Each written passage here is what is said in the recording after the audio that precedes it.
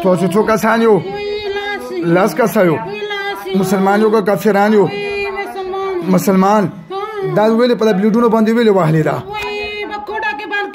د خپې ورته کولو که د خپې وخو د خپې وخو چې نور کم کځي نه دا کولو کو شابله دا وګور دا وګور دا لره کو دا مکمل لره کو چې ما سره پوری کار راوښتو الله ها دا وګور دا تاسو په چی باندې وهو دا شي نه دا په چی وهو تاسو په ماشینه نور خپې وخو شابل دا یې پرې کړی نور دا یې پرې کړی بلس ستیتو بادو دا وګورن دوکا کو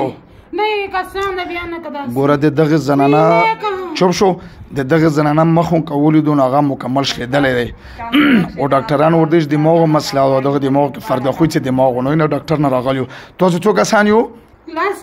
لاس کسان یو. او تاسو د سره څو کاله کېږي تاسو ورسره یو؟ 8 کاله. او تاسو دغه له څه تکلیف ورکوو؟ کم ضلع تکلیف ورکوو؟ کم ضلع تکلیف ورکوو؟ دا تاسو په چاړو په دې په لاس وهو که تاسو وهئ؟ لاس کله کېږي خپل خاوند سره هغه نه کوي څه شی نه کوي؟ ورخه بند کړي په غا باندې دم باندې بند کړي.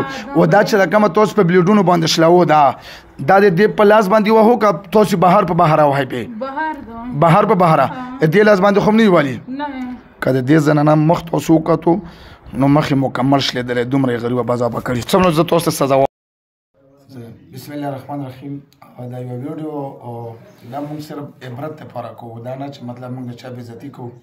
داسې زیاتره خلک چې کوم وي دا د سایکو یعنې د دماغ وغوره علاجونه ورته کوي.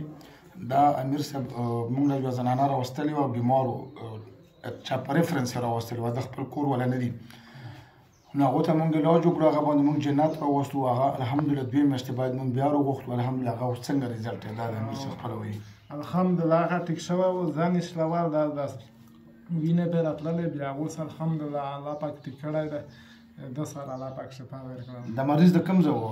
دا وزیرستان و. وزیرستان. دا یې په هسپتالونو باندې به ګرځو ډاکټران؟